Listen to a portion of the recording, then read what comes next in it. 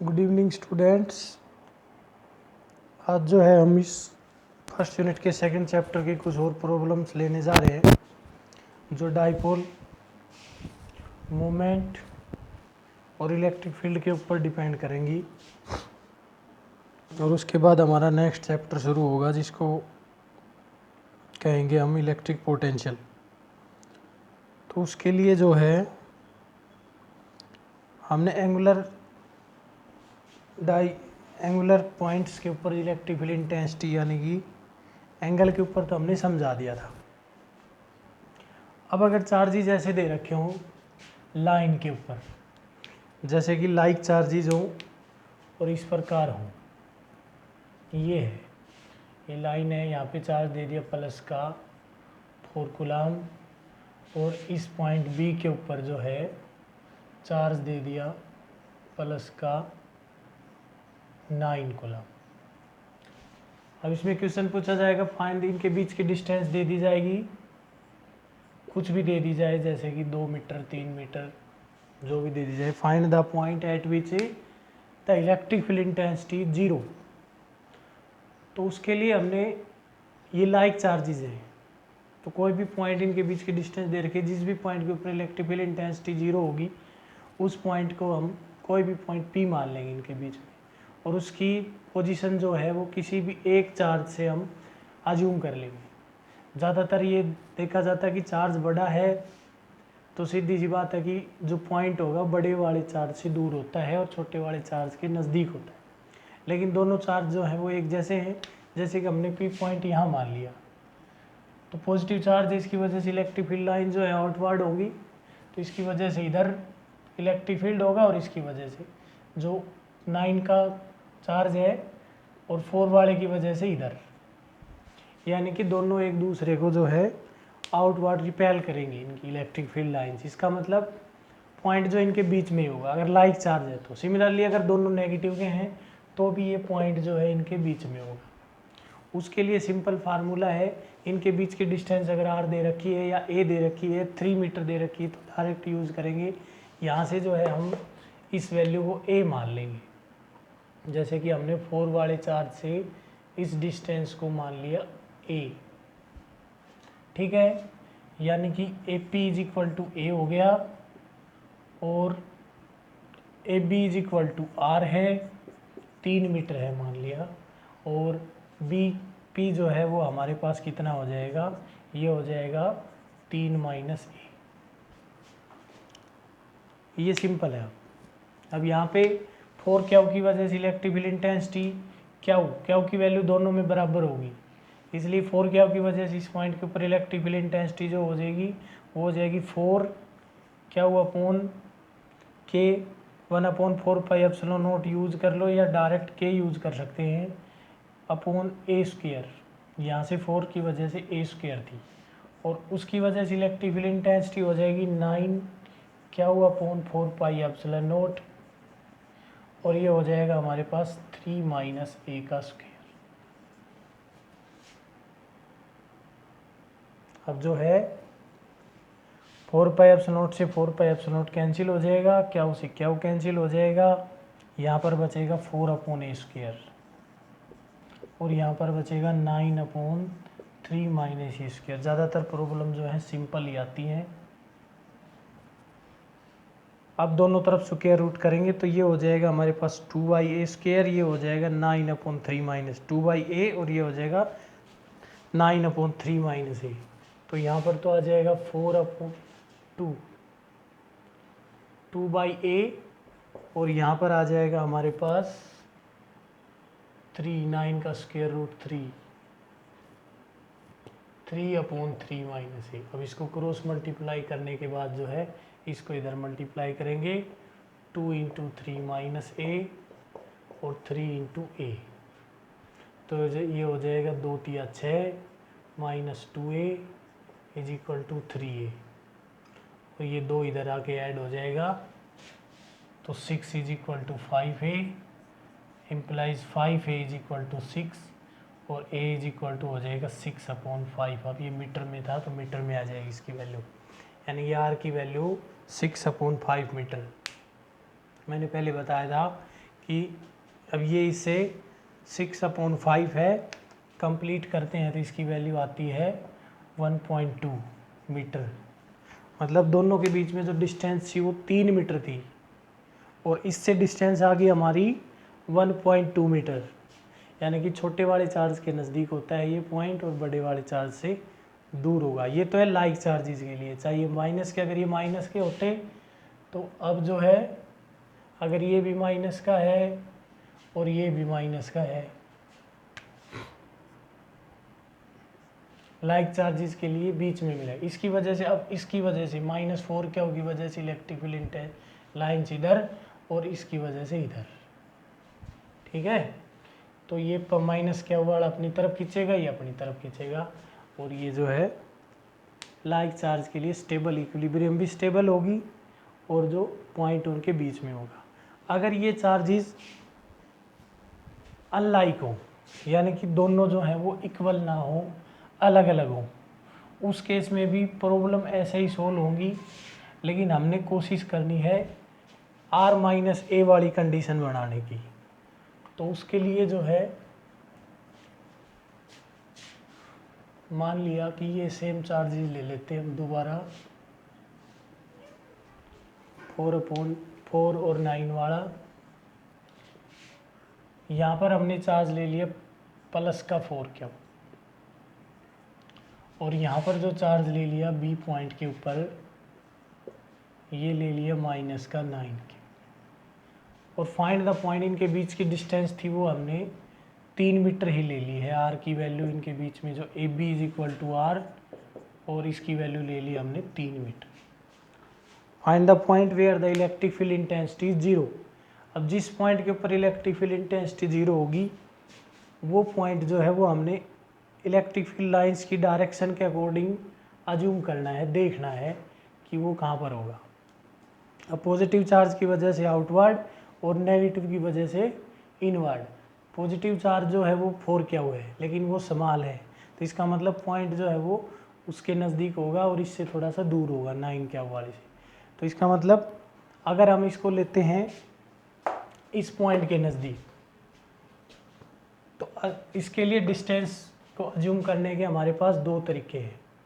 Plus की condition हम बढ़ाएंगे नहीं, अगर हम इस पॉइंट के नज़दीक होगा वो पॉइंट और वो पॉइंट मान लो यहाँ पर P होगा, तो जो -9 क्या वाला था उसकी वजह से हम मान लिया इलेक्ट्रिक फील्ड इंटेंसिटी हमने मान ली माइनस की, यानी कि E नेगेटिव मान लेते हैं और वो होगी इनवर्ड, ये इधर होगी।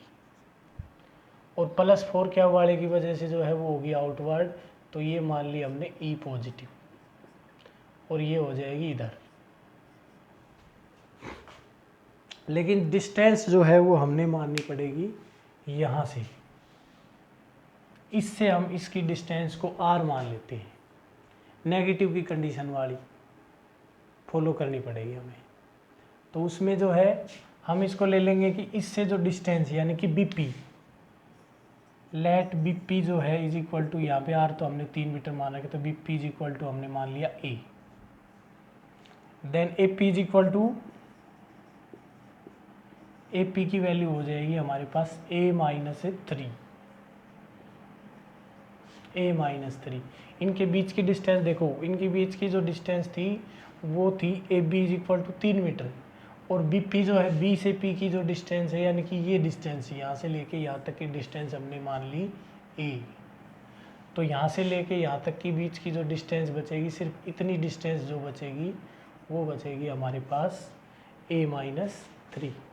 अब वही कंडीशन है क्योंकि यहाँ पे इलेक्ट्रिक फील्ड इंटेंसिटी 0 होनी है, तो 0 होनी है तो दोनों की वजह से बराबर कर देंगे। 4 क्यू वाले की वजह से जो इलेक्ट्रिक फील्ड इंटेंसिटी होगी 4 Q upon 4 pi epsilon not, और इसकी जो डिस्टेंस थी वो थी हमारे पास A-3, तो A-3 का स्क्वायर। और उसके लिए जो डिस्टेंस थी 9 वाले की वजह से 9 Q upon 4 pi epsilon not, और डिस्टेंस जो है यहाँ से है हमारे पास हमने मान रखी A स्क्वायर। दोनों की वजह से इलेक्ट्रिक फील्ड इंटेंसिटी बराबर होगी, इसलिए 0 हो जाएगी।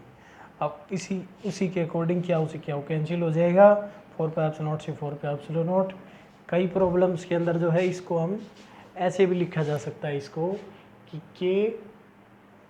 k into 4q upon a-3 square, यानी कि 1/4 की जगह k मिलेगा। तो वो उसी की वैल्यू है, k की वैल्यू है, तो ये स्क्वायर और ये हो जाएगा 9k इंटू 9q और अपॉन हो जाएगा ये a स्क्वायर। तो दोनों तरफ क्या से क्या हो, k से k कैंसिल हो जाएगा, यानी कि कंडीशन वही निकलेगा। रिजल्ट आएगा हमारे पास 4/a-3 3 का स्क्वायर और ये 9/a स्क्वायर, और यहाँ पे स्क्वायर रूट लेके जो है 2/a-3 is equal to 3/a, और इसको क्रॉस मल्टीप्लाई करेंगे, ये हो जाएगा हमारे पास 2a और ये हो जाएगा 3a माइनस में 9। इसका मतलब 2a को उधर ले जाओ, ये बनेगा a और 9 इधर आ जाएगा, इक्वल के साइन से तो ये बनेगा +9, यानी कि हमारे पास अगली कंडीशन होगी a is equal to 9, a is equal to 9 की वैल्यू आएगी हमारे पास, a की वैल्यू 9 होगी, यानी कि ये जो 9 कूलाम का जो चार्ज था उससे 9 मीटर की डिस्टेंस पर होगा ये। तो a वाले से कितनी कंडीशन पर होगा, ये भी अगर पूछा जाए कि what is the position from +4 क्या हो, तो ये प्रॉब्लम के ऊपर डिपेंड करता है कि कहाँ पे क्या पूछा जाता है।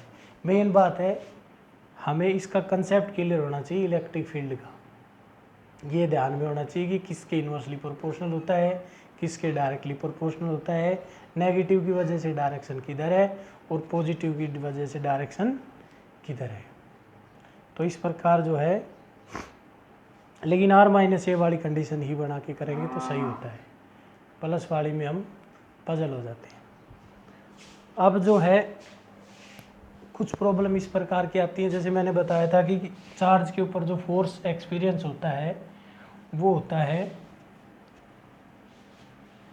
क्या, ई इलेक्ट्रिक फील्ड के अंदर, और उस फोर्स को हम किसी के भी इक्विवेलेंट कर सकते हैं, चाहे उसको हम कर दें mg के इक्विवेलेंट, चाहे उसको कर दें क्या vb या gm1/r², यानी कि ग्रेविटेशनल फोर्स या सेंट्रीपिटल फोर्स। ये कंडीशन आगे आएंगी, जो mg वाली जो कंडीशन है या क्या vb वाली है, ये अगली 3rd यूनिट के अंदर आ जाएंगी। तो इसमें जो है हम फिलहाल एक कंडीशन, एक न्यूमेरिकल करवा देते हैं कि एक इलेक्ट्रॉन जो है वो v वेलोसिटी से इंटर करता है कांस्टेंट स्पीड से। ये एक प्लेट दे रखी है, पॉजिटिव प्लेट ऐसे, और यहाँ दे रखी है नेगेटिव प्लेट, इनके बीच की डिस्टेंस दे दी l। ये जो डिस्टेंस है इनके बीच की, इसकी वैल्यू जो है वो l है। यहाँ पर इलेक्ट्रिक फील्ड की जो डायरेक्शन होगी, अगर यहाँ पर एक्स वाई ड्रा करके देखते हैं हम, ये एक्स एक्सिस नहीं, ये एक्स एक्सिस और ये वाई एक्सिस, ये एक्स एक्सिस वाई एक्सिस।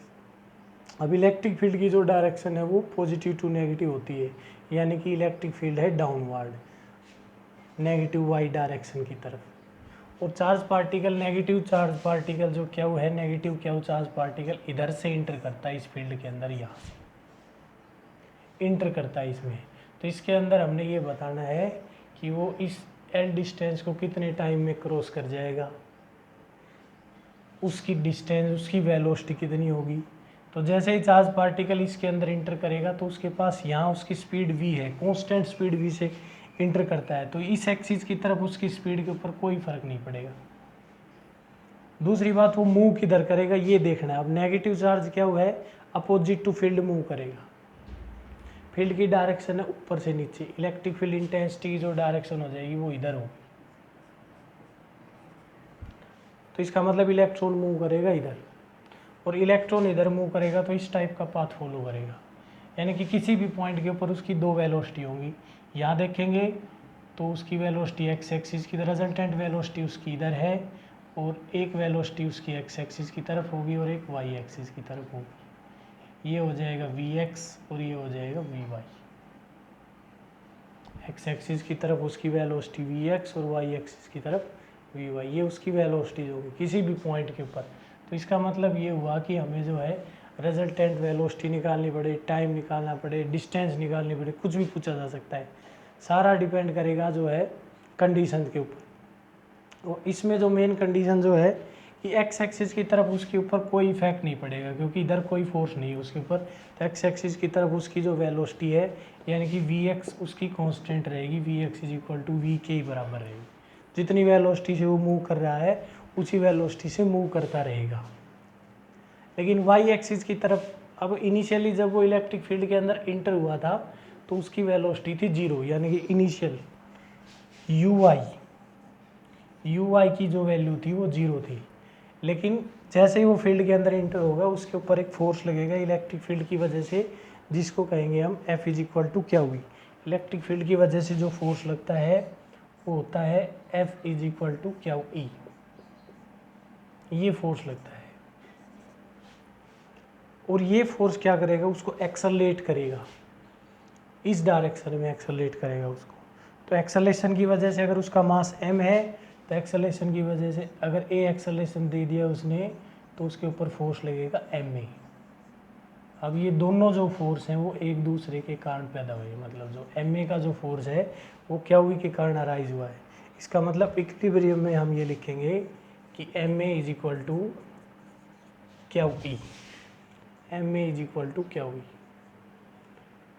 इसका मतलब ये हुआ कि एक्सेलेरेशन की वैल्यू यहाँ पर आ जाएगी a इज इक्वल टू आ जाएगी क्या ई बाई एम, उसका मास गिवन होगा मास। इस एक्सेलेरेशन से वो y एक्सिस की तरफ ट्रेवल करेगा। अब हमने टाइम देखना हो कि इतने टाइम के बाद उसकी वेलोसिटी कितनी होगी, या l डिस्टेंस कवर करने में जो है वो कितना टाइम लेगा। तो यहाँ पर जो है एक्सेलेरेशन आ गया। अब सारी प्रॉब्लम बिल्कुल सिंपल हो जाएगी। मान लिया कि हमने ये देखना है कि l डिस्टेंस जो है ट्रेवल करने में y एक्सिस की तरफ वो डिस्टेंस ट्रेवल करेगा l, यहाँ से स्टार्ट हुआ था एंटर होना और यहाँ तक जब तक वो जाएगा तो वो l डिस्टेंस कवर करेगा। इसका मतलब एस वाई की जो वैल्यू है एक्स वाई एक्सिस की तरफ जो डिस्प्लेसमेंट है उसकी वैल्यू एल के इक्वल है। अब हमारे पास दो क्वांटिटी गिवन है, इनिशियल वेलोसिटी गिवन थी, एक्सेलरेशन हमने फील्ड कंसेप्ट से निकाल लिया और डिस्टेंस गिवन है। यहाँ पे हमने टाइम निकालना है, कितने टाइम में, फिर उसकी वेलोसिटी कितनी होगी यहाँ पर। और अगर टाइम गिवन हो तो बिल्कुल सिंपल है, अगर ये पूछे कि इतने टाइम के बाद वो कितनी डिस्टेंस ट्रेवल करेगा, क्या उसकी पोजीशन होगी, बिटवीन प्लेट्स कितने टाइम में पहुंच जाएगा, ऐसे कंसेप्ट घुमा फिरा के दिए जाते हैं। बिटवीन प्लेट्स पहुंचेगा तो डिस्टेंस कवर करनी ही पड़ेगी उसने L/2, और अगर 2 सेकंड के बाद ट्रेवल करता है 2 सेकंड के बाद उसकी वेलोसिटी कितनी होगी। तो सारे कंसेप्ट जो है वो यहीं से क्लियर होने थे, अब वो हो चुके हैं। ठीक है, एस वाई की वैल्यू हमारे पास L है, तो एस वाई की वैल्यू L है तो हम यहाँ पे कौन सी इक्वेशन लगाएंगे टाइम निकालने के लिए, S is equal to U T plus half है एटी स्क्वेयर, क्योंकि इनिशियल वेलोसिटी दे रखी है, डिस्टेंस दे रखी है, एक्सेलरेशन हमने निकाल लिया वाई एक्सिस का, एक्स एक्सिस की कोई वो है ही नहीं, तो ये वाई एक्सिस का एक्सेलरेशन था, इसको ए वाई भी लिख सकते हैं। ए वाई इज इक्वल टू क्या वाई एम, वाई एक्सिस की तरफ, एक्स एक्सिस की तरफ वो ट्रेवल ही करता रहेगा क्योंकि इधर कोई फोर्स नहीं है तो उसकी वेलोसिटी रहेगी कांस्टेंट। तो इसका मतलब इसमें ग्रेविटेशनल जो इफेक्ट है वो नेगलेक्ट कर रखा है, ग्रेविटेशन गिवन मिलेगा। तो इसका मतलब ये हुआ कि हमने अब S is equal to U T plus half A T square equation लगाएंगे, S Y is equal to U Y T plus 1/2 A Y T का स्क्वेयर, ये इक्वेशन लगेगी। तो उसके लिए जो है यू वाई की वैल्यू 0 थी क्योंकि जब ये एंटर हुआ था तो इनिशियल वेलोसिटी वाई एक्सिस की तरफ उसकी 0 थी। इस पॉइंट के ऊपर ओनली उसके पास एक्स एक्सिस की वेलोसिटी थी यू एक्स, और वो बाद में वी एक्स के ही बराबर थी, वी के बराबर थी। तो इसका मतलब ये हुआ कि ये वेलोसिटी 0, तो S Y is equal to हो जाएगा हमारे पास 0 प्लस 1/2 ए वाई टी का स्क्वेयर, यानी कि यहाँ से डायरेक्ट आएगा हमारे पास A Y T square is equal to 2SY और T square is equal to √2SY by A Y. अब एक्सेलरेशन की वैल्यू पुट करनी है, टी की वैल्यू हमारे पास आ जाएगी, टी की वैल्यू टी टी की वैल्यू आ जाएगी हमारे पास √2, एस वाई की वैल्यू थी हमारे पास एल, और एक्सेलरेशन था क्या E/m, ये थी एक्सेलरेशन की वैल्यू।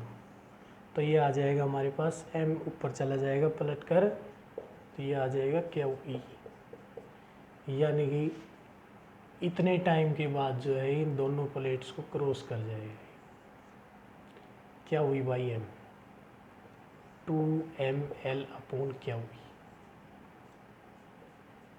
कई बार पूछा जा सकता है कि prove that t² is equal to 2m या m is equal to t², इसका स्क्वायर कर देंगे, वहीं से आ जाएगा t² की वैल्यू तो 2mL/QE। ये एक इक्वेशन भी पूछी जा सकती है। बिटवीन द प्लेट्स पूछे तो L की वैल्यू जो है कितने टाइम में पहुंच जाएगा, तो L की वैल्यू L/2 हो जाएगी। फिर ये पूछे कि 2 सेकंड के बाद या बिटवीन प्लेट्स जाके या इस पॉइंट के ऊपर L डिस्टेंस कवर करेगा तो इसकी टोटल वेलोसिटी कितनी हो जाएगी। मान लिया कि इस पॉइंट के ऊपर टोटल वेलोसिटी पूछे, तो मैंने यहाँ पे दिखा रखा है कि Vx और Vy इसके जैसे ही फील्ड में इंटर करेगा किसी भी पॉइंट के ऊपर दो वेलोसिटीज होंगी, x एक्सिस की तरफ और y एक्सिस की तरफ। अब दोनों के ऊपर 90 डिग्री का, दोनों 90 डिग्री के एंगल पर है, तो रिजल्टेंट वेलोसिटी जो है वो दी जाएगी हमारे पास v is equal to VX² plus VY², A² plus B² plus 2AB cos theta. उसकी वजह से थीटा 90 डिग्री है दोनों के बीच में, तो रिजल्टेंट वेलोसिटी VX² VY²। अब x एक्सिस की तरफ इसकी वेलोसिटी थी वो कांस्टेंट थी, v के इक्वल थी, और y एक्सिस की तरफ हमने t टाइम के बाद या इतनी डिस्टेंस के बाद जो है ना वो निकालनी है। तो अब ये इस इक्वेशन को अगर पूरा करना चाहे, हम रिजल्टेंट वेलोसिटी निकालना चाहे, तो उसके लिए जो है हम क्या करेंगे, Vy निकालेंगे। Vx की वैल्यू तो हमारे लिए कांस्टेंट रहेगी। अब Vy के लिए हमारे पास एक्सेलरेशन है, इनिशियल वेलोसिटी है, टाइम भी हमने निकाल लिया। यहाँ से इसी फार्मूले में अगर निकालना चाहें तो s की वैल्यू हम यहाँ पर फार्मूला यूज़ करेंगे, Vy² minus Uy² is equal to 2AySy। मतलब y एक्सिस के लिए हमने ये इक्वेशन ऑफ मोशन लगा दी है, तीसरी equation of V² minus U² is equal to 2AS। ये जो इक्वेशन है इसकी वजह से जो है हम इलेक्ट्रिक फील्ड इंटेंसिटी नहीं, डिस्टेंस वो निकालेंगे, इसकी वेलोसिटी निकालेंगे। तो इनिशियल वेलोसिटी 0 थी, तो फाइनल वेलोसिटी की वैल्यू हो जाएगी Vy² इज इक्वल टू, इसकी वैल्यू 0 कर देंगे या कर दो और क्लियर हो जाएगा, और ये 2 और ये क्या E/m, और यहाँ पर Sy की वैल्यू हमने ली थी L। तो इसका मतलब Vy की जो वैल्यू है Vy² is equal to 2QEL/m, और Vy की वैल्यू Vy² की वैल्यू यहाँ पे हमने पुट करनी है, ये Vy² की वैल्यू आ गई। तो रिजल्टेंट वेलोसिटी जो है अब इस इक्वेशन में पुट करेंगे, हम यहीं पे यूज़ कर लेते हैं।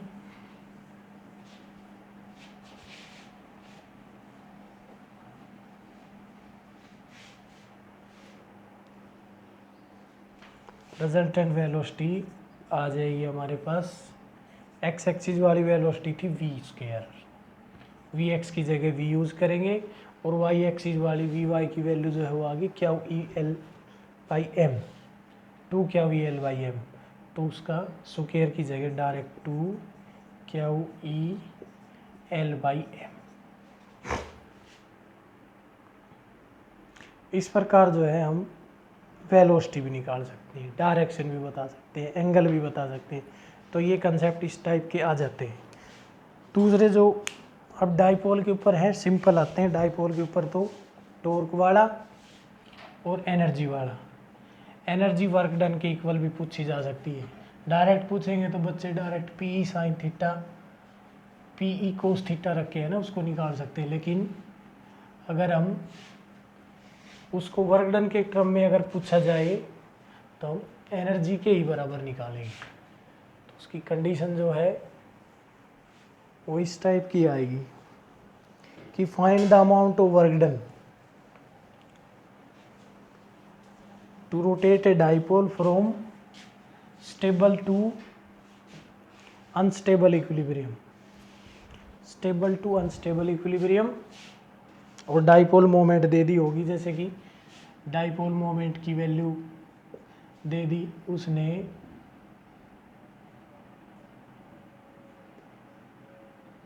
कुछ भी ले लेते हैं जैसे 12 और कूलाम मीटर कर देंगे, 12 इंटू 10⁻6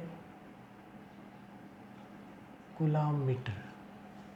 ये डाइपोल है और ये इलेक्ट्रिक फील्ड के अंदर रख दिया, इलेक्ट्रिक फील्ड इंटेंसिटी की वैल्यू दे दी। इलेक्ट्रिक फील्ड इंटेंसिटी की वैल्यू मिल जाएगी हमारे पास, कोई भी वैल्यू अज्यूम कर सकते हैं, जैसे 20 इंटू 10⁻⁻² कर लो और न्यूटन पर कूलाम। ये इलेक्ट्रिक फील्ड इंटेंसिटी की वैल्यू है। अमाउंट ऑफ वर्क डन बता रहे हैं, अमाउंट ऑफ वर्क डन यानी कि पोटेंशियल एनर्जी। पोटेंशियल एनर्जी की लास्ट एक्सप्रेशन हमारे पास ये आई थी, p E cos theta 1 minus cos theta 2। और ये स्टेबल टू अनस्टेबल है, इसमें वर्क डन निकालना है स्टेबल टू अनस्टेबल। तो इसका मतलब ये हुआ कि थीटा 1 की वैल्यू जो है वो 0 डिग्री और थीटा 2 की वैल्यू स्टेबल के लिए थीटा 2 की वैल्यू आ जाएगी 180 डिग्री। जब 0 डिग्री था स्टेबल बताई थी हमने, और इसके लिए 180, तो यहाँ से सीधा थीटा 1 की वैल्यू 0 रखेंगे, इसके 180 रखेंगे, तो u की जो वैल्यू आती थी वो 2pe आती है, 2pe। ठीक है, नहीं समझ में आता है तो एक बार इसको फिर लिख देते हैं, u और pe कोस थीटा 0, थीटा 1 की वैल्यू 0 रखेंगे तो कोस 0 की वैल्यू 1 होगी और माइनस में कोस 180 डिग्री होगा। बस हमने इसकी वैल्यू पुट करनी है, कोस 180 की वैल्यू -1 हो जाएगी, ये -1 हो जाएगा, माइनस माइनस प्लस हो जाएगा, इसका मतलब ये -1 + 1 और आंसर आ जाएगा 2। तो ये u = 2pe हो जाएगा। डायरेक्ट रिजल्ट पुट करना है, स्टेबल टू अनस्टेबल +2pe और अनस्टेबल टू स्टेबल आ जाएगा -2p। यही एनर्जी वर्क डन के इक्वल होती है, तो इसलिए वर्क डन की एक्सप्रेशन पूछी जाए तो ये आ जाएगा। दूसरा पोटेंशियल एनर्जी, और ये निकालना है, तो इसमें क्वेश्चन है जैसे हमारे पास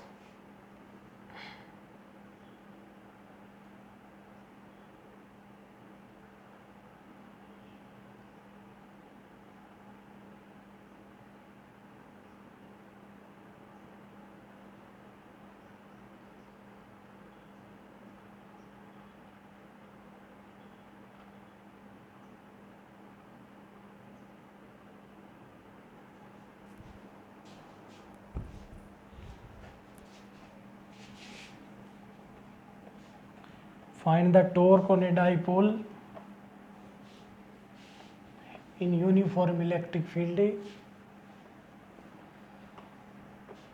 when angle is 60 डिग्री, और उसकी वैल्यू गिवन होगी, ए की वैल्यू गिवन होगी, चार्ज गिवन होगी। जैसे चार्ज तो दे दिए हमारे पास, क्या q = ±6 नैनोकुलाम है। तो इसके लिए पहले तो हमने क्या को चेंज करना है, 6 × 10⁻⁹ कूलाम, ये आ जाएगा। अब उसके लिए जो है टॉर्क होता है P sin थीटा, तो उसकी जो वैल्यू दे रखी है वो 60 डिग्री दे रखी है, तो यहाँ पे A की वैल्यू मिलेगी उसके बीच में, या 2A की value, dipole separation between the charges जो है। तो उसके लिए हमने क्वेश्चन को प्रिपेयर करना है, sin 60 डिग्री की वैल्यू होती है √3/2। तो इसका मतलब जो है हम इसको 2 में ले लेते हैं, चलो कोई बात नहीं, 2A की वैल्यू हमने ले ली, 4 मीटर ले ली, मीटर में ही, ये सेंटीमीटर में भी हो सकता है, मिलीमीटर में भी हो सकता है, लेकिन इसको हमने MKS में, सभी सिस्टम की जो है, सभी यूनिट्स का जो है ना सिस्टम सेम होना चाहिए, तो इसलिए इसको 4 मीटर ले लिया और थीटा की वैल्यू ले ली हमने 60 डिग्री। इस टाइप का क्वेश्चन बना के आ जाए कि find the torque and potential energy of the dipole having charges q = ±6 nanocoulomb और separation between the charge is 4 metre, और थीटा जो है विद इलेक्ट्रिक फील्ड जो है 60 डिग्री, और इलेक्ट्रिक फील्ड की वैल्यू जो है वो दे दे यहाँ पे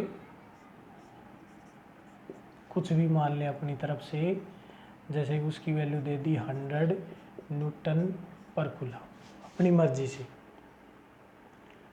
मान लिया हमने 100 न्यूटन पर कूलम। तो इसमें क्या है, टॉर्क निकालना है, तो टॉर्क के लिए होता है P E sine theta. Torque dipole के ऊपर जो टॉर्क होगा वो पी ई साइन थीटा होता है, पी ई साइन थीटा। अब बात आती है पी की, पी किसके इक्वल होता है, पहले पी निकालेंगे। पी इज इक्वल टू होता है 2a क्या होगा, 2a की वैल्यू गिवन है, सेपरेशन बिटवीन द चार्जेज मिलेगा, तो p की वैल्यू आ जाएगी हमारे पास 4 मीटर है 2a की वैल्यू, तो 4, और क्या की वैल्यू उसका मैग्नीट्यूड लेना है 6 नैनो कुलाम, 6 इंटू 10⁻⁹, और यहाँ से हो जाएगा कुलाम मीटर, ये इसकी यूनिट भी लगानी थी कुलाम मीटर, ये होगी डाइपोल मोमेंट। अब पी साइन थीटा, इसके लिए टॉर्क की वैल्यू सीधी आ जाएगी हमारे पास, torque is equal to 4 into 6 into 10⁻⁹, और ए की वैल्यू यूज़ करेंगे 100 नैनो कुलाम, नहीं न्यूटन पर कुलाम था ये, 100, ई की वैल्यू 100 यूज़ करेंगे, और साइन थीटा साइन 60 डिग्री, और साइन 60 डिग्री की वैल्यू यूज़ करेंगे, साइन 60 डिग्री की वैल्यू √3/2, तो 400 कर लेते हैं 6 से 10⁻⁹, और ये हो जाएगा √3/2, ठीक है। अब ये 2 से इस 6 को कैंसिल करेंगे तो 3 आ जाएगा, ये हो जाएगा 4 तिया 1200, और 10⁻⁻⁹, और √3 की वैल्यू भी 1.732 1.73 यूज़ कर सकते हैं, गिवन मिलेगी, टेबल मिल सकती है क्वेश्चन के साथ, या √3 एंगल इस टाइप का भी हो सकता है कि ये कट जाए, तो उसके लिए आ जाएगा हमारे पास। अब टॉर्क की एक्सप्रेशन बिल्कुल सिंपल होगी, 2 जीरो यहाँ से कैंसिल हो जाएगी, तो ये हो जाएगा हमारे पास 12√3 इंटू 10⁻⁻⁷, और टॉर्क जो है उसकी जो यूनिट हो जाएगी न्यूटन मीटर।